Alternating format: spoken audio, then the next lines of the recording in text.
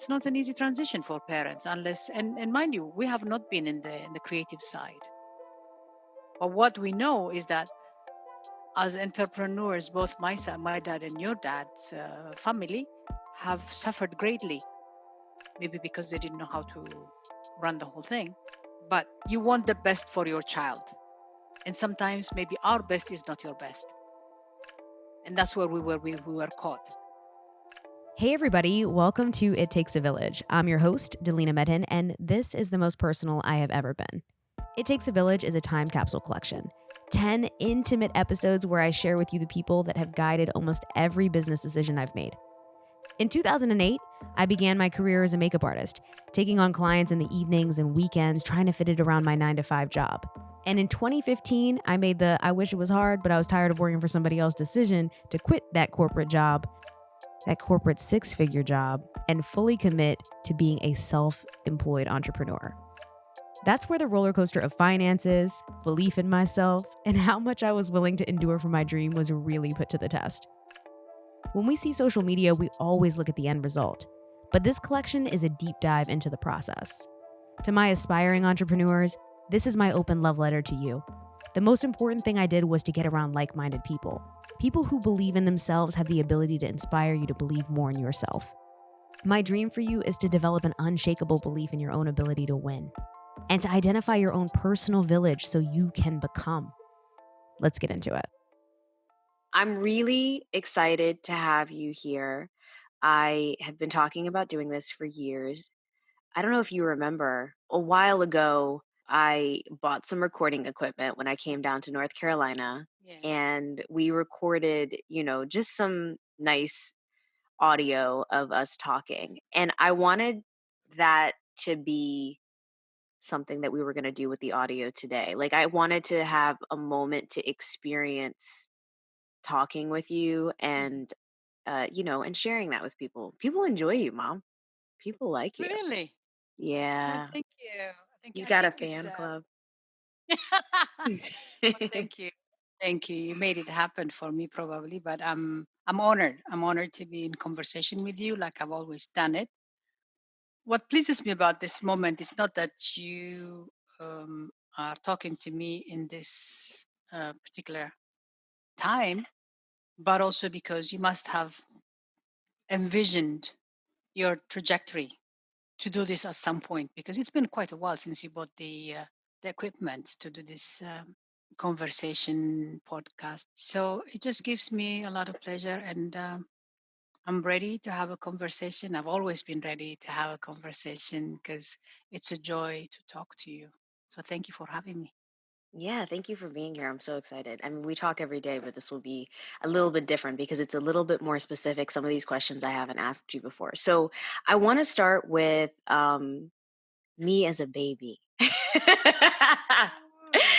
As a child, as a baby. Something that's always fascinated me is like, I feel that the idea of becoming an entrepreneur Mhm. or somebody who is self employed, like, was something that I was always interested as a kid. I remember always being enamored with the idea of an entrepreneur and the idea of being self-employed. Mhm. I want to know because I feel pretty confident that you planted that seed. I just don't know if you remember how that was planted, or do you think that you were part of that process or that was just organic? A couple of things actually. Your dad's family, my dad's family, both sides, have always been in the entrepreneurial space. My dad had business across, actually in some parts in Ethiopia, Makala, many years ago. Then also your grandfather, your dad's dad, Papa or Medhin, and also had several types of businesses. So I think that is has been part of that. As far as me pushing it for you so that you become the next entrepreneur, I would say um, I we were able to give you the curiosity, the intention to live every day and today kind of thing. So that was probably one of the reasons that I feel that you needed to have that. And I also feel that when you had projects at school, whether they were in middle school or elementary school, you're always the one that had ideas. So there was a lot of creativity that was there. Off the top of my head right now, I don't remember, but one of the things that I remember vividly was, I think your teacher at St. Francis School, Miss Jones. And then you also had a third grade teacher that was very kind. And she always said, this girl has a lot of ideas. Miss Sartori. Yes. So those were the teachers that I remember that they said, you have a lot of imagination. That's exactly how they put it. Imagination meaning like some creativity and some ways that obviously knowing that I had the opportunity to say, um, as a parent that wants to protect their children, probably I didn't push that for you, but I was never also the person that say, stop, don't do that. Because I think you were able to have access to so many places where you could learn something, whether it was shadowing a doctor. For example, if you remember Dr. Zaitun, I took you there for Oh two reasons. yeah. Do you remember that? Yeah, The that was for, the orthodontist. that was the orthodontist. Number one, because I wanted you to have a steady job, but I knew that Zaitun would be, or Dr. Bell would be the doctors or the people that probably could give you the trajectory, the thinking, the wherewithal, the understanding how business run, the understanding you're also making people smile. All those kinds of things that came in. Do good while you're doing well was always in our mind. So we kept you in those spaces where you could be either a dentist that owned her own practice, or a physician that had her own practice, because we thought education was number one in our family for sure, right? Right. Right, right, right, right. Exposing you to opportunities of entrepreneurship was also part of that, because whenever you went to some programs, you also knew how to translate that into the vision of others, but becoming yours at some point. I feel like we're straddling the line between two things. So, I mean, it's no secret, obviously, to you and to me that, like, being in the medical field or being a lawyer was something that was a seed that was planted Mhm. as well. I mean, looking at those professions now, a lot of lawyers are self-employed, a lot of dentists and you know what I mean, and doctors can have their own practices, Mhm. and I know you aligned us with that, but was there ever a point where you put us in a lot of these summer camps and like medical summer camp, like I don't know any kids who went to medical summer camp, like we did that, and then we did law school summer camp, like we were busy kids. In Yeah. fact, the other day I was talking to a friend of mine and I was like, I don't remember being bored as a kid. Like, I just don't think we were bored. And I remember you telling us, like, an idle mind is like not a good place. So Mhm. you would keep us really busy. But my question to you is you had all these ideas of us, doing this medical, us meaning my sister and I, Heron, becoming this, medical professional. Was there ever a time where that was disappointing to you? Like, just complete honesty in terms of, like, were you ever like, man, like she's probably not going to do this.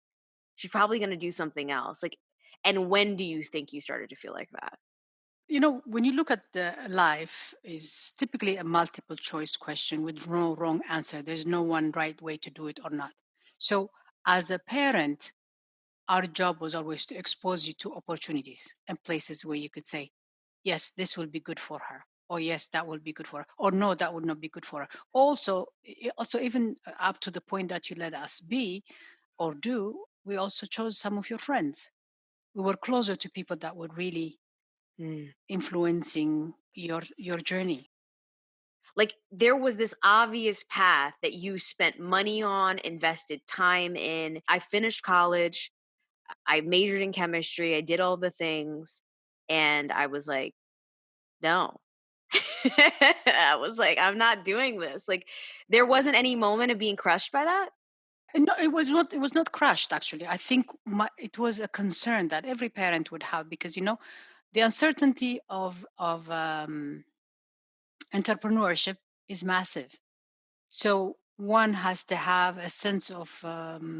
You remember your professor, the chemistry professor, that said she has a fortitude of an elephant, and I think that's. So that means wherever you are, wherever you will experience, we knew you were able to come out of it because you had the foundation. Yes, I was disappointed, but then my role is to always support you. And so we've done that in many ways, whether it is, by giving you, say, a johi, keep on going, this is the way to go, or just by abstaining and not saying anything also. So, in yeah, in the very beginning, just in complete honesty, I don't know if I felt the support. the support for the makeup artistry work. Right. Yeah. Yeah. Like the decision to do that. Yeah. Like I want to kind of dive into that because I felt that it was kind of like, oh, it's a phase. Yes. Right. And there was a definite feeling of she'll get through it. She'll move on. She'll end up coming back around kind of feeling. So, I mean, walk me through that. Was that just in my head? Is that how you felt when that No. happened? Yeah. Yeah. So no, no, that was not in your head. Let me tell you why. Hmm. Because you had a job that had a decent, actually not a decent, more than decent um, job that was paying and at least looking at the security. Maybe you were not going to, you know, uh, own like the dental work that we had, but you had a job that was paying you well. What we know and what we knew then was that one goes to school, gets the right education, finds a job, and lives the life that they're meant to have. Then all of a sudden he said, "I'm not doing this." It's bold. For us, it was not boldness. For us, it was not courage because that's what you had. So obviously, the worry is that, oh my God, what will she be doing? Will she be actually putting new colors on every person that she does? She's going to leave all this six-figure salary at Salesforce or at Cisco or whatever. You were happening, Delina. It was not any. I'm not going to tell you. I'm not going to sugarcoat it. I was really disappointed, not for me, not for you, but for us to say, what did we do that she's just doing this? Because we never knew. Oh, by the way, the other thing is like we did not know you were into that, so it was a secret. Okay, so obviously it was not something that was expressed during the, during the various kind summer camps you were going, or we knew that you had the fortitude, or you knew we had the smart. We knew that you had the capacity, and that's fantastic. But all of a sudden, somebody tells you, "I'm quitting this because I have this," or "I'm leaving this town because I have a better place." Those are kind moments where, as a parent, these are moments where they totally shock you, but we've come a long way. All right, so you were shocked, right? And then you say secret. So tell me, okay, tell me how you because I don't even remember. How did you find out? Did I have a conversation with you? I can't even remember how you found out that this was I just like, "Hey, I'm quitting my job." And you were like, "What?" Is that how you feel like you found out or do you Yeah. remember? I was scared for you. First of all, you were in a city that you didn't even have anybody to be playing with or bouncing it back Right, because I made the decision. The official decision was made here in New York. Yeah. Okay, so we've covered a lot of ground in a very short period of time. So when I was in North Carolina, I worked at a makeup counter. Right. That was the first time that I feel like you saw my interest in being a makeup artist. At that point, did you think it was serious? No. Okay, so you just thought it was LOL. This sounds like Maury. At that time, did you know it was her child? Did you know he was the father? No, I didn't. No, I didn't. No, That's not I my didn't. child. Yeah. So No. okay, so at that time you didn't think it was serious. No, because I thought, first of all, I Okay. thought it's just like the curiosity you always had.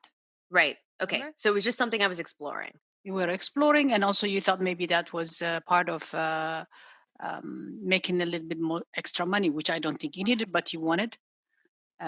You just were adding your calendar with other activities. That's, you know what? Exactly. That's what I felt. I thought it was. You were adding your calendar with other activities because that's, as a child, you were never bored. So when you were bored, you did Ah, something else. That's how I okay. thought of it.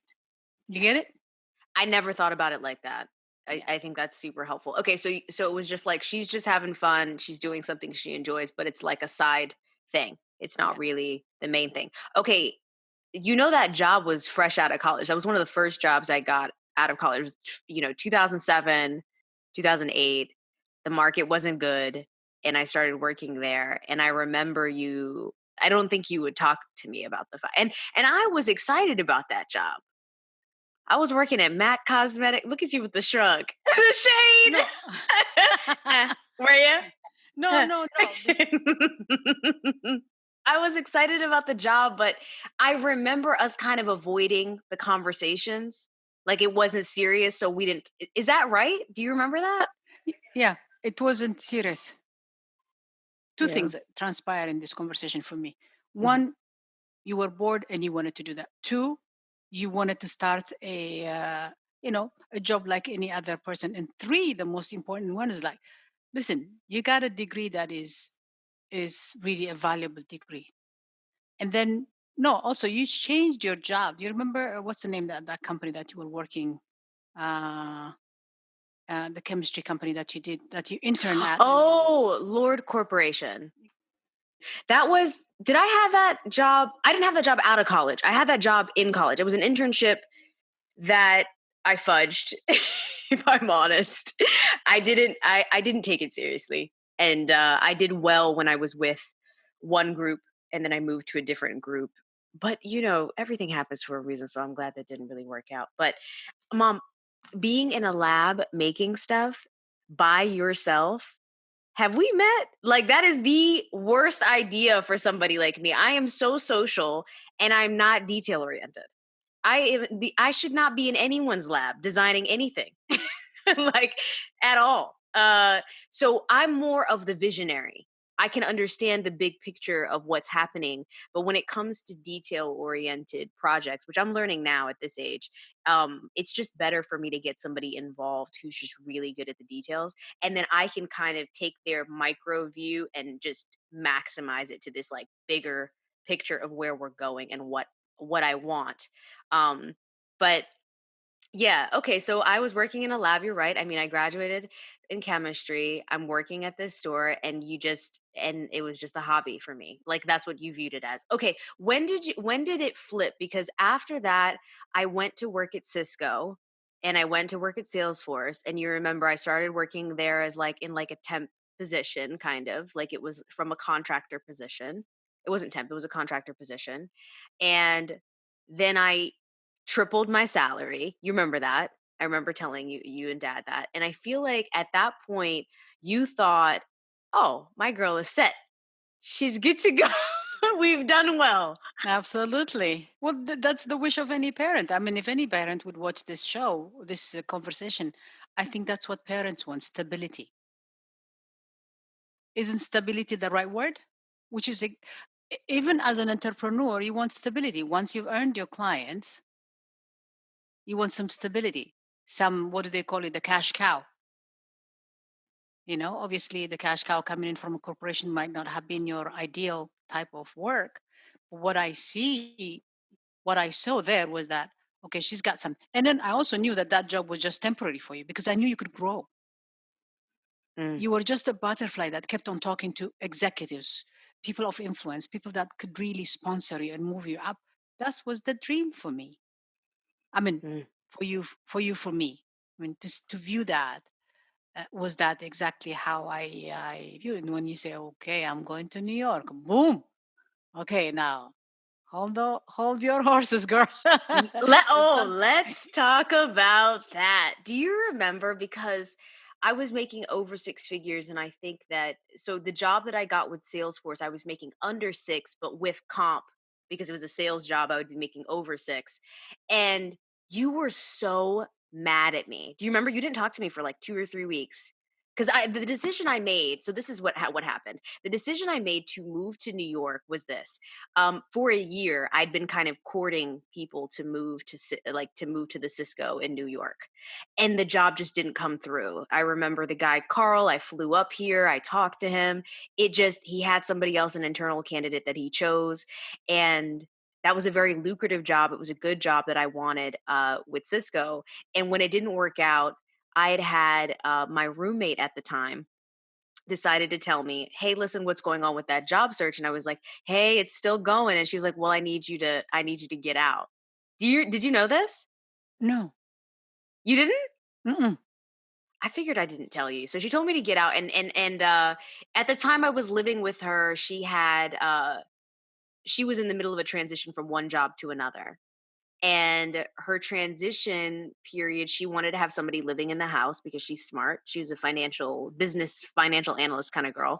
And Mhm. so she had paying the bills for the house. Basically, I was paying the mortgage as she figured out what she wanted to do in her own career. Once she figured out what her next step was, there was no need for me really to be there. And it was fine because originally when I had signed up to live there, the whole plan was for it to be temporary. So it kind of kept going from like 6 months, 7 months, 8 months. I'd planned on moving to New York. And then eventually it got to be about a year. And she's like, okay, so I want my house back. And so my options were either to move home, which you literally lived 5-minute drive down the street. That's Mhm. how close I was. Or uh just go ahead and make the move to New York. So what I started to do is I immediately started searching for jobs everywhere. And Salesforce hit me up, they hit me back and they said, "Yes, you can have this job." And I was moving in, like, I swear the move was so fast even for me. She told me 45 days. Within 45 days, she told me 30 days, I want you out. I said, "Can you make it 45?" She said, "Yeah." In 45 days, I had moved out and moved to New York. So somewhere in between there, I told you I was moving to New York. You and Mhm. dad was kind of like, "Okay, if that's what you want to do." And you were mad. Do you remember being so upset with me? Maybe. I don't remember, but that I probably was. You don't even remember? Mom, you would not talk to me. You were like, "I don't know Really? why you would accept." Yeah, you were like, "I don't know why you would accept a job where you get paid less, and you're like, you're gonna move to New York, so your expenses are gonna be higher. Mhm. Why would you do that?" And I was just like, "It's time. It's, like, time to move to New York." Well, yeah. Well, you know what? In hindsight, being 2020, if I ever said that, I apologize because I see where No, you it's are right okay. now. You were where you were at. Yeah, Yeah. but you were where you were at the time, so. Yeah. But it's probably because, as I said, I want stability for you. You are the two most precious things in my life that I have been privileged and also blessed to have. My dream was to have children. I did. My dream was to have a job. I had. My dream was to have a great family and husband. I do. So that was like a cherry on top when you came to my life. And so the consequential thing about having children is obviously to say, how stable can they be? And my foresight was not what I see now. So I'm glad you had that for you. But obviously, yeah, I would definitely be angry, upset actually, not angry, but upset at that I think that's exactly what it is. I was probably quite upset. I don't think I want to hide it now, but I don't remember it because I always forget the bad times because I'm always looking towards, I'm sitting in front of this room. It's so bright and beautiful. And I'm looking ahead. I can't see what's in the back. So I think if I had to do it again, I probably would not have done what you did or what I did. But right there and then, I probably did. And I had all the reasons to do it because I saw that that was going to break your stability, even in New York. Let's talk about the word stability. What does that mean for you? Well, stability for me means like you have continuum. Stability means you have harmony. When there is a stability, some of your worries are not as elevated as they would be when you don't have stabilities. Some of your concerns, actually, more so than worries, some of your concerns of life, because we do have concerns of our life, whether it is health, wealth, or life in general, we do have concerns. So when that really shifts, it's like a tectonic plate moving. And so what do I do now? What will give? So stability for me is about having a continuum of life as it was, comfortable, healthy, a livelihood that is decent enough. That's what stability means. Love, family, nothing that has shifted, just like where we have right now. Right now we are in the middle of the pandemic. And so Mhm. many things have shifted. That's not stability, but yet people are adjusting. And so stability for me is when you don't have to do so many adaptation to life's issues. Does that make any sense? Yeah, it sounds like stability, you're equating it also to preparation. Like, Absolutely. it sounds like it gives you comfort. Where do you think that comes from? Well, comfort comes from one of the tenet of life, which is calm, quietness. When I don't have to worry about anything. If my source of income is either diminishing, or it is higher. Higher is obviously sometimes better, but it might come with a lot of instability also, because it means that you'll have to stop doing what you were doing in a normal case. So uh, that is one of the things that I believe it's necessary for us. Uh, but it doesn't come from other; it comes from you also. You could also be, happy with just a little, right? You don't have to have everything. You don't have to capture everything. So your frame of mind is in the right space. You have your own place where you can call it my own. Yeah. I mean, Um, I can relate. I understand the feeling of mm, stability being important. I mean, for the first time in my life, I think that is something that I'm actually interested in, even in the sense of decorating my own, my own place, and like understanding, like kind of investing in the space, investing in um uh, where everything is sitting, thinking about mentally, like, there's mental stability, there's emotional stability, there's physical, like, and I think all of it requires investments. I think my question for you is more in terms of, do you remember when that became important to you? Like when stability became important to you in your life? well, stability became important in my life ever since I left home at a very young age, uh, when I moved from Asmara to Addis Ababa. And right after I finished school, um, stability was very important when my sister left the country because of the calamity of the war. Stability became important again when I was also when I also left Addis as a refugee to England. So what that meant for me was that I did not have what I knew. So then there was no normal for me there. I did not know anybody. Um, all the normalcy of my life was completely changed, and I had to adapt on multiple levels, whether it was a source of income, whether it was a source of love, friends, or you know, uh, family. Um, everything shifted. So it's like you are in this um, where the ground is shaking, where you don't know where this is coming.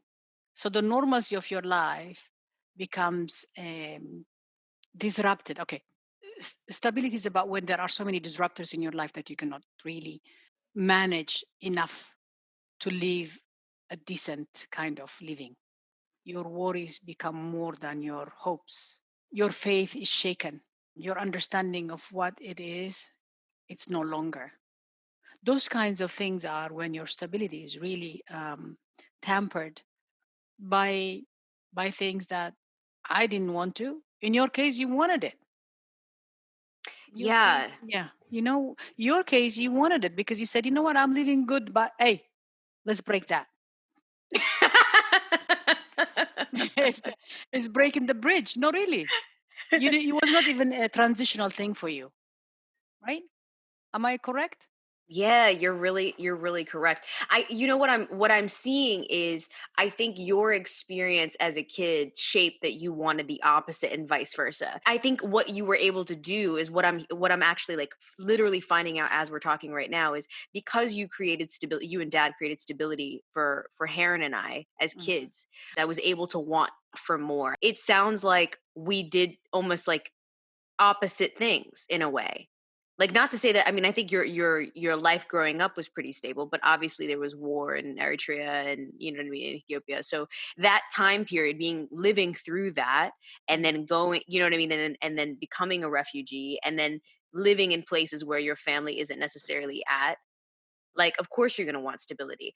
But the interesting thing is, in a full circle moment right now, and we're going to get there eventually, but right now, I find myself, because I've had almost probably in the same time period of you, like where you were probably, experiencing all of this chaos and kind of things were just all over the place. We're probably between like your 20s and early 30s. And it's the same for me. It's like this, it's a little, I think my chunk is longer in terms of instability, Hmm. but I feel like it's around the same amount of time, right? And then now I'm going back to wanting more of a stable upbringing. I still find myself wanting to take risks, but I find the risks that I'm taking now a little bit more calculated. Yeah. And I think it's what it is for you and I. It's obviously the difference is that I was a lot younger. I didn't have the same capacity you've had. Hmm. And, but every experience we have in life shapes us, right? So whatever shaped you to become the woman you are right now. So intentional, so grown personally and professionally, and also keen on investing not only on yourself but in others. And that's why I think for me right now is when I see you, the stability you brought to yourself is also stability for us. We don't worry about you and the Heron anymore. Number one, because you had a good foundation. Number two, because we know you found your passion, and with your passion, you will find your peace. Hmm. So that's where I see you, um, that you've navigated this. But um, rightfully so, as a parent and as anybody who would be listening this, I would say it was interesting to see how our journeys. I should say my odyssey more so than journey, because I think when you're in an odyssey, you don't know exactly where the heck you're going. Uh, but uh, how it really turned out as because I see you have. I think you were more curious than I am, and more bold than I was. Mm. So that probably is the one, and I see that in the two of you. I mean, Heran is also the same thing. It's like Heran keeps on telling me, "I'm going to be investing, buying a house, and things like that." I'm more. By the way, that's where I am right now with Heran, right? And you're all grown women at this point. I should say, "Oh yeah, good, yeah, you'll do fine. Go ahead."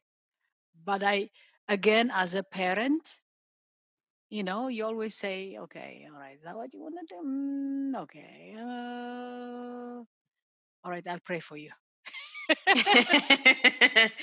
Sending a prayer up to God real quick. Saying a So, prayer. so out of all the conversations I have, you've been there since the beginning. you know, since I was born, you had me. So Yeah. I think this will be a great way to really Thank God for that. understand. Thank God for that. Thank you for having me. Even, So yeah. you're welcome. Mhm. So I moved to New York. I worked for Salesforce for about a year. And then I decide I'm gonna quit. And I can't remember if I called you and told you I was gonna quit or if I just quit. Do you remember what happened? I know you surprised me for sure.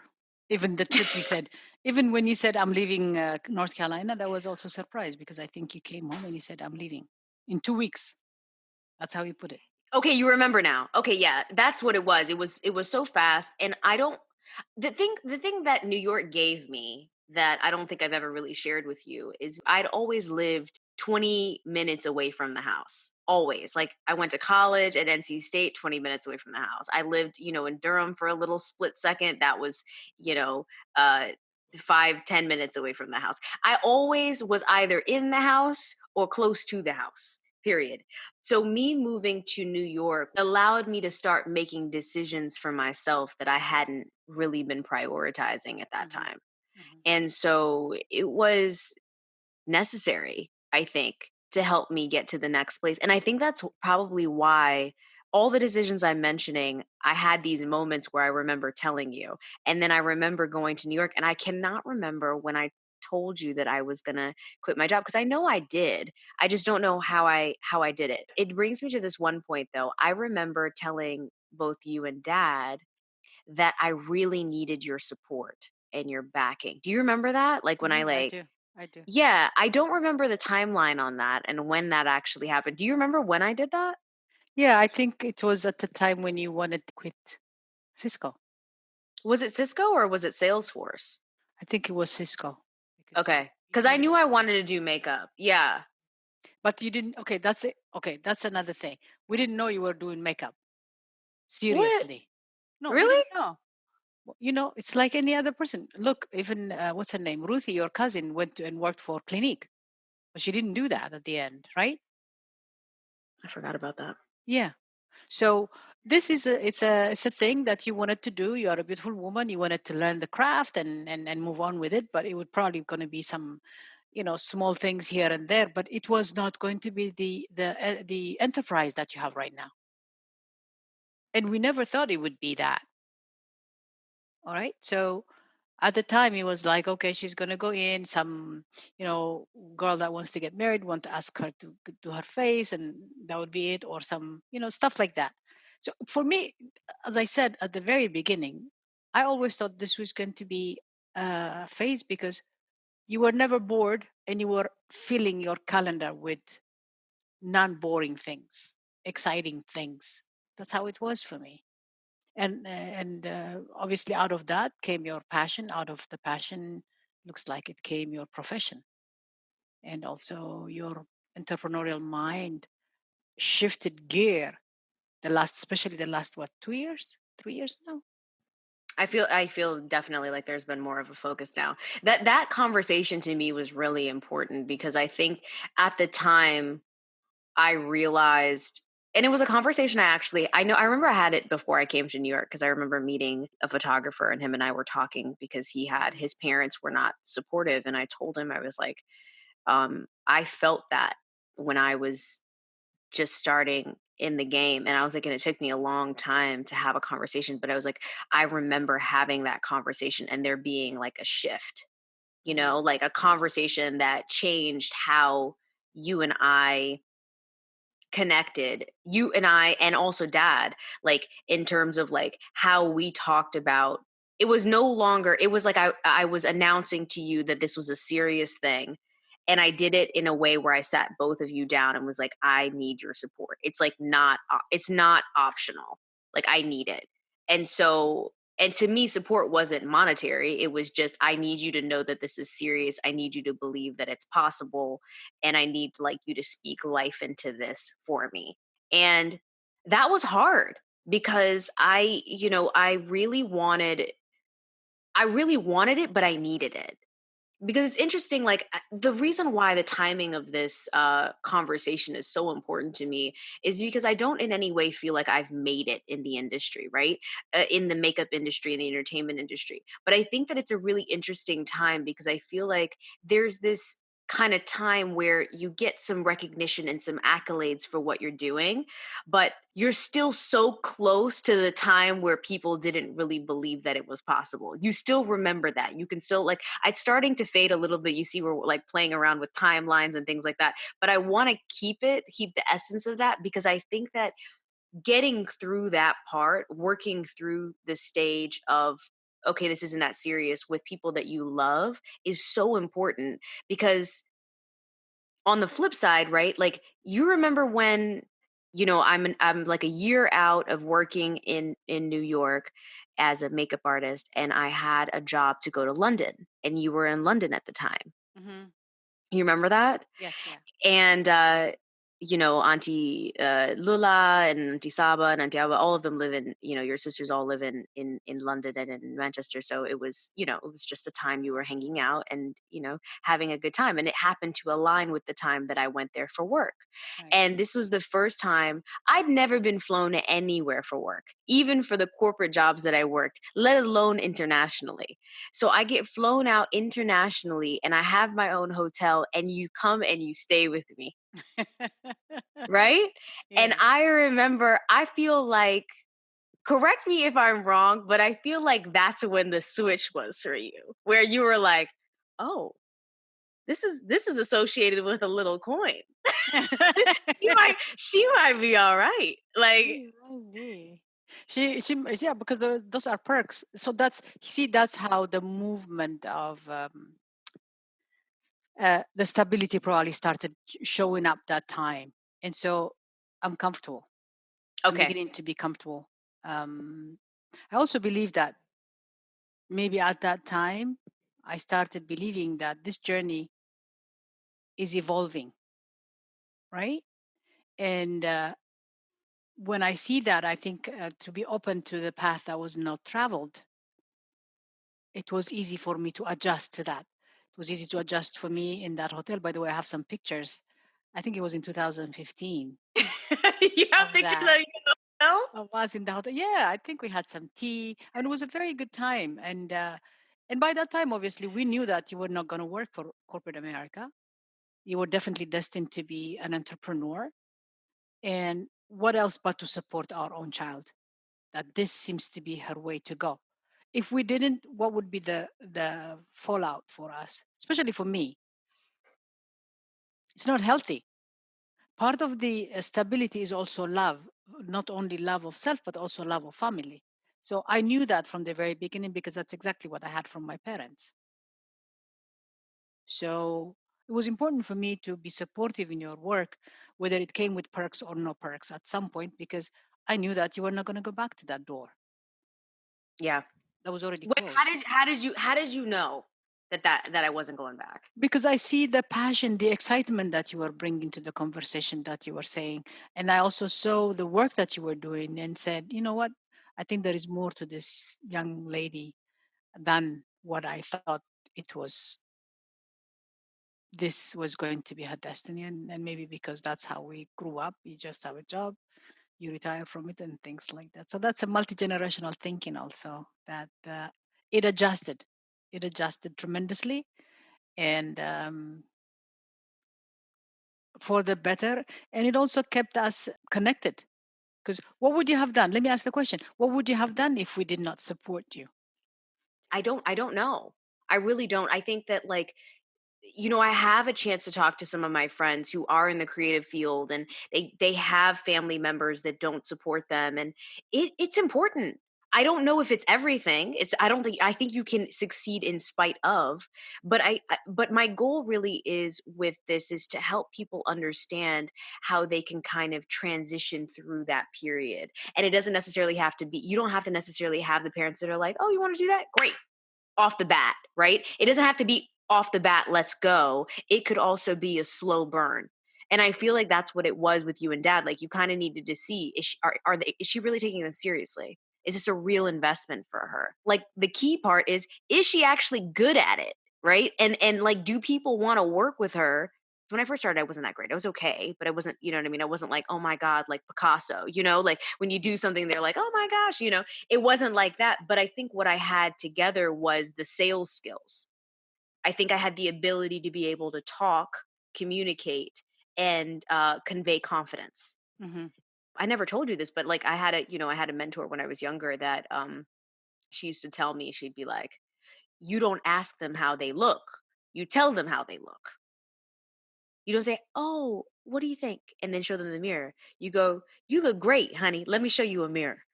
That's what you do. So I Hmm. feel like because I adopted that kind of thing from a very like early age within makeup, I think I was able to kind of like convey this confidence that I feel kind of propelled me through it. But I mean, to answer your question, I don't know what I would have done. And I think that my journey is unique, just like everyone's would be. But I think that to me it was important. It was a building block for me in order to get to the next level.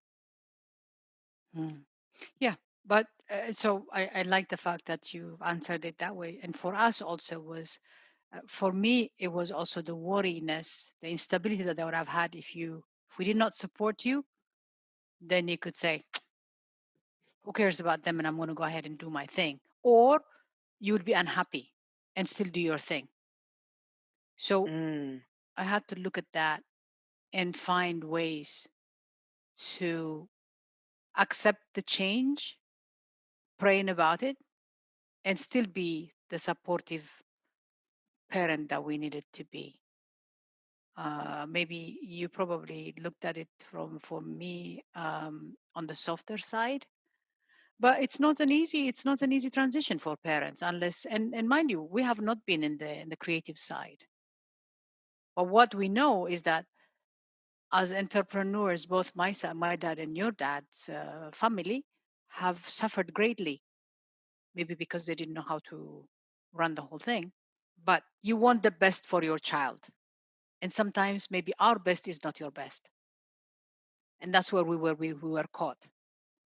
When you will be graced to have your own child, I know you will have these kinds of talks and conversation and understanding and misunderstanding. But how do you mitigate the risk of letting go and then let them be the person that they want to be so that they are peaceful and passionately moving to their destiny? How Mm. do you do that? That's a skill that every parent needs to have more and more of. I didn't, but I learned to have it later on because I saw the work that you do, the excellence, the delivery, the commitment, the amazing energy also. Also, one thing that comes to mind is that I remember when Heron bought you that beauty kit. What is it called? Train case. Train case. Mm. That is also when I realized, oh my God, these girls are thinking. That's Mm. another thing. But I didn't want to let it be because I saw it. Mhm. And but I think as anybody adjusts, we did, and we're happy we've done that. So it also sounds like connection to you was more important than standing firm in disagreement with the decision I made. Like making sure that you were connected. And I have felt that. I have felt that support. Sometimes it's like, looking back 20, hindsight is 2020, haha, that has a whole new meaning now. Mhm. But I think that I can think back to the time when you and I would talk, and even when you would raise concern, there was always this feeling of you wanted to know where I was at in my decision making process. Like, even knowing that sometimes you wouldn't be part of the decision, you still wanted to know what the decision would be and if I was making a decision, period. Yeah. And I think that's been a theme throughout our whole lives. Even when we were younger, I felt like to bring up the story of the diary, how you would we would write in our diaries and we'd be like, today is a really bad day. And then you would put in there, Deli Guale, why is it a bad day? Tell me what happened. Come on, come and talk. And I'd be like, is this woman reading my diary? But to me, that was like you always wanted to make sure that I expressed my thoughts. I felt very free to express my thoughts. And even now, I find like in rooms when I'm with certain clients, like I find sometimes people try to like not express what they're thinking. I find it so hard to not because it's always felt comfortable. We've never felt shushed or like told to not share what we were thinking That's when it true. came to you. So, yeah, I mean, I think it was very important. I mean, what would you say to parents who are like who maybe have creative kids, because it's really funny now that other parents come to you and they're like, "How do you do it? How'd you do it? How did you do it? Is that funny? Isn't that what a full circle moment? That cracks me up every time you tell me a story about that." Thank you for bringing that up because I think any experience that we have shapes us, as I said earlier. When I hear parents now that they're having this anxiety about their children making a different decision, I'm there now. I'm there for the children, and I'm there for the youth, and I'm also there for the parent. For the parents, I'm telling them that each phase of life passes so quickly, but you don't want to miss the love that you have for your child. Let them Mm, be. Let them be because being is an important thing, and belonging as a family is also another gift that you're giving. Because if your child does not belong to you because you're trying to put some barriers, your relationship is not what you expected it to be, it's not worth having those conversations. Yes, you have to make sure that the person is safe, the person is doing the right decision. But in all this, I think compassion comes to mind. What would have happened if my dad did exactly that to me? In hindsight, being to now, expand on that. Tell me what you mean. Well, there were times where I wanted to be a flight attendant when I was young, my first job. And Ethiopian so, Airlines. yeah, so my dad says, no way. Because, the job is not considered anything. While it was lucrative, by the way, at the time, we were making probably two, three times his salary at the time. And I was making really literally because from overtime, as you said earlier, because you out of town for a while. But how it got to be what it was is just I had to ask Uncle B, Uncle Burhane, Auntie Azib's husband, can you talk to him on my behalf to convince him?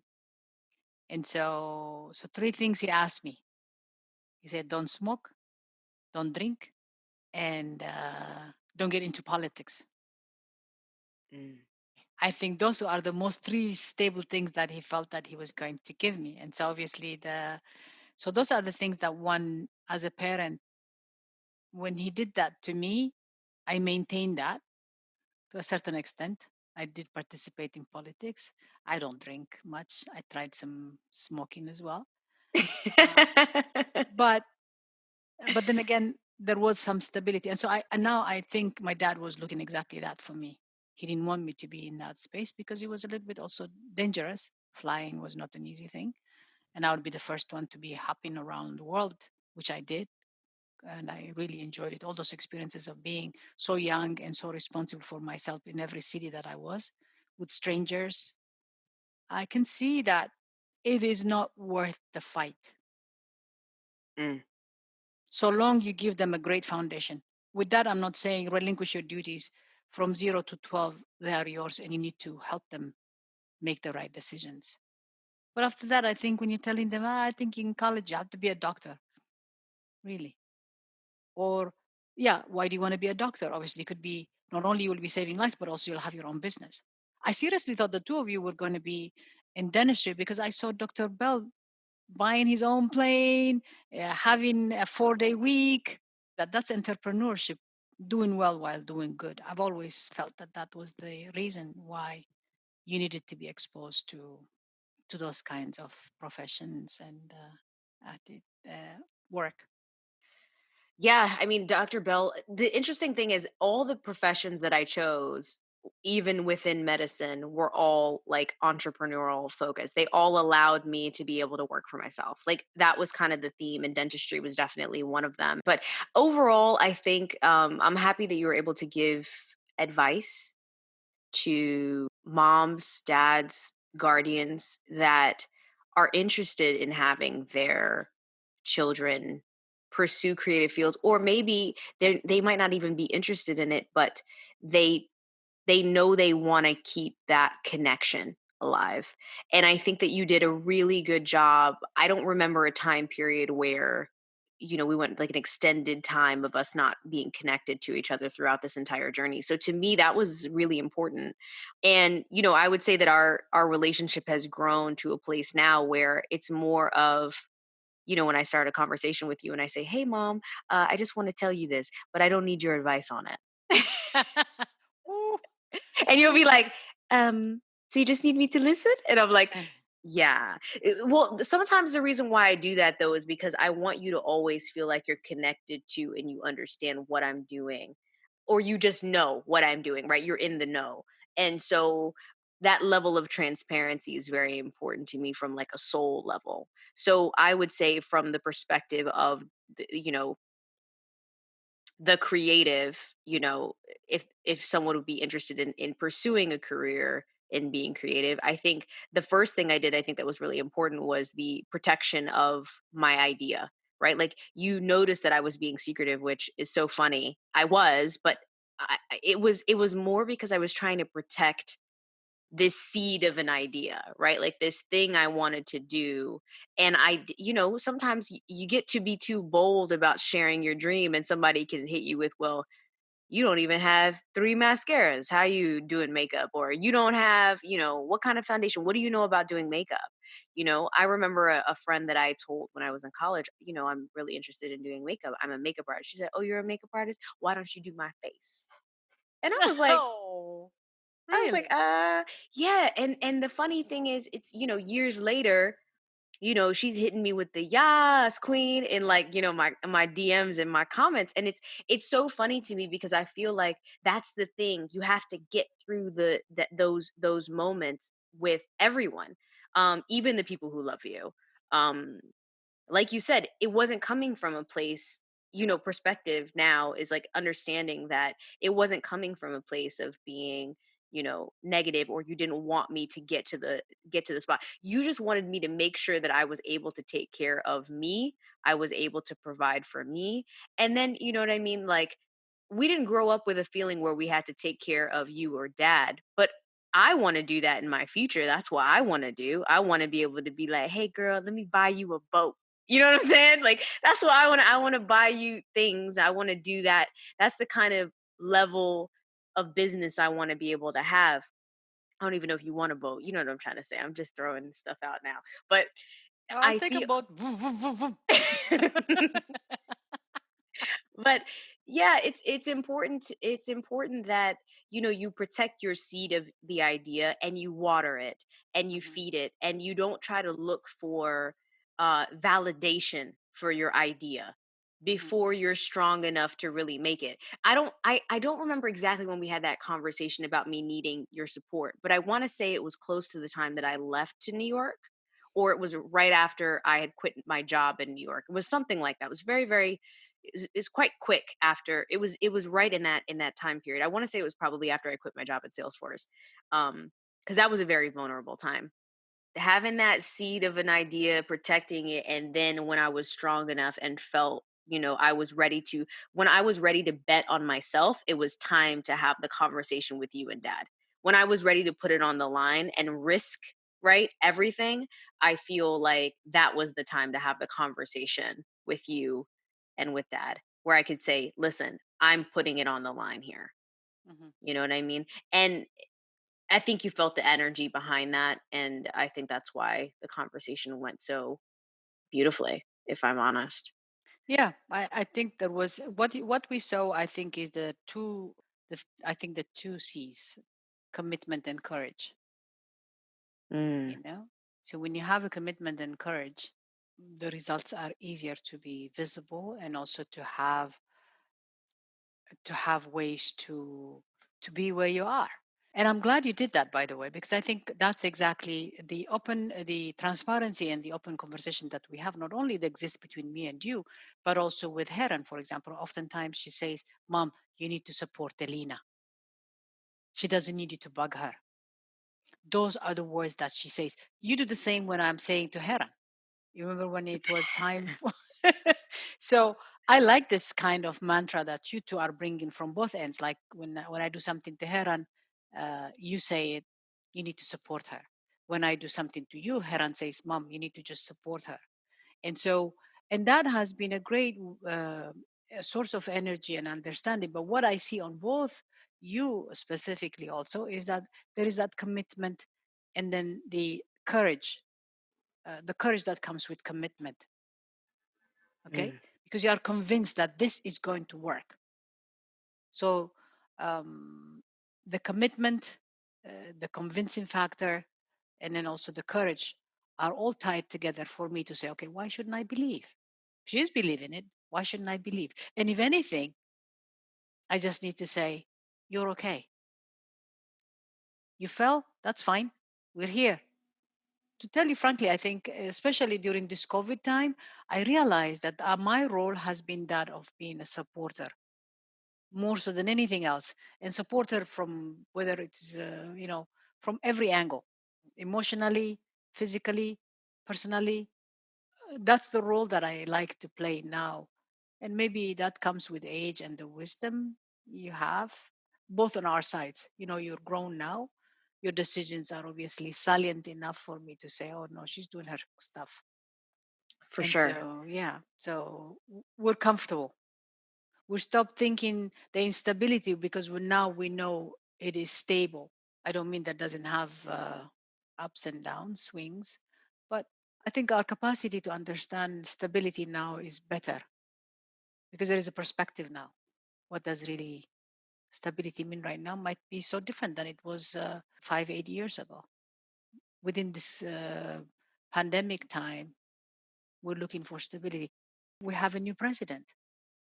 And Hmm. so when that happened, I was in tears because I saw that some of the stabilities that I've always looked at least to sleep at night without worrying, relatively speaking, again, is here. Who doesn't want that? The uncertainty of fear maybe this country was going to change into something where I had to flee from was very, very, very, very easily going to happen. So that's instability. And what would we do? What will happen to Delina that's in New York? What will happen to Heron that's in San Francisco? We didn't even think about me and your dad here because we thought Mm. that this was okay. So the concept of stability in anybody's life is essential, and it is also comfortable. But even though we know that the struggle for America to be a better America or to build back better is not here yet, at least there is that, okay, somebody is in charge right now. That's going to make our life a little bit more at ease. We're not going to go to war. We're going to have some sense of stability. There is some intentionality behind this leadership that we have right now. So today being that day, I feel more stable, not chaotic. I don't know if this conversation makes any sense to you, but that's the worrisome that people or parents would have when you tell them, "Hey, I'm leaving," or "Hey, I'm invoking this thing from a government perspective," or "I'm writing this as a law," or something like that. So you just get these jittery moments where I don't want to do this anymore, or I don't want to hear this anymore. So now, whatever it is, the whole of the United States will be hopefully will start healing. We'll start remembering. I think, as he said, remembering is not easy, but we are ready for a new chapter in our lives, at least some sense of stability. And that's how one would equate this conversation with any child that is embarking on any journey. Yeah. It- I'm hearing the sense of hope within your voice, and I think that, like, if I can equate that, I mean, obviously, like, I'm not the president of the United States, but I think that, like, when you're looking to support someone, you also have to have hope involved in that, right? Because there yeah, is no certainty. There's no certainty in any decision that we try to make if we decide to go the corporate route or if you decide to go the entrepreneurial route. yeah, But yeah, like when you're going the corporate route, a lot of times you don't know when the layoffs are. When you're an entrepreneur, you know that P&L, you know what's happening, you know if you're going to make it or if you're not. And I think I thrive in that space of knowing what's happening and what's not happening. That's where I feel the strongest. But I do want to I want to thank you first of all for your time, but I want to also kind of close this with, where do you think we are right now in our relationship in terms of communication? What's something that you feel we can gift each other, but also others that are interested in kind of taking their relationship to the next level with their guardian, family member, mom, dad, whoever it is that they would have this kind of conversation with? well, thank you for having me. For sure, I think this is a good conversation to be had. Where we are today, I think we are at a great junction. And obviously, our lives will continue on evolving because that's the role of being an entrepreneur. It is never the same, every day is different. What I would like us to move towards is that I think when you have this conversation with your children or with your adult child or sister or anybody, our role is to support them. I say that with a great conviction now. There's a lot of bravery in this conversation because you're really opening up something that not everybody is really comfortable talking about. What I would say is that it helps to be more understanding and engaged in the conversation because you don't want to have a rift. Once you say, I'm a young person and I want to do something, I think it's important that the mature person or the person that has that's been asked to support or at least be behind this idea. Hindsight being 2020, I wish I said yes, of course, go for it. But I didn't say that because of what I know for sure now is that there is a lot of bravery, courage, for sure. And also, when we see the commitment and the excellent work that our loved ones are bringing, that you, Delina, have brought for people to see, for people to enjoy, where you've been and where you are, your journey has been phenomenal. And if I have to say, if your daughter was Delina, I think you'd be the lucky person because I have been the lucky woman myself. Really, whatever you've done, it has not been an easy. It was not for the faint of heart. For sure, you've done a lot, and you're still going through a lot. But I am very encouraged by how you've done. You've traveled the waters, and it was not easy, yet you managed. And I'd say, so long the person that's asking this your support lives with intention today and every day, it's going to be easy.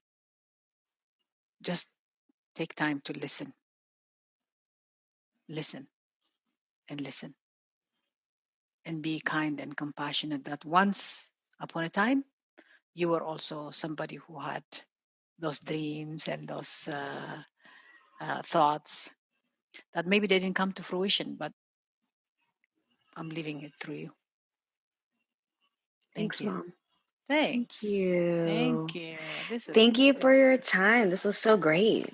well, I'm glad you enjoyed it. I hope it helps. I had a good time. I'm so glad, and so grateful for this moment of hope, of life, and leadership. May the beautiful continue to surprise you, Delina. Amen. Thanks, Mom. Love you. Love you. Love you too. I'll call you right after this. Thanks. Okay, bye. Thank you so much for listening to It Takes a Village. Be sure to check out the show notes for more details on how to follow and connect with my mom. It Takes a Village was produced by Tanny Productions. The team includes Britt Robbins, Delisha Dixon, and Maria Verhel de Jos. Our theme music is by B. Nick. If you like this conversation, subscribe right now so you don't miss our next episode coming to you very soon. Follow us on Instagram at Delina Medhin Presents, where you'll see and hear more clips from the podcast that didn't make it into the episode. And follow me at Delina Medhin. Thank you so much for listening, and I'll talk to you soon.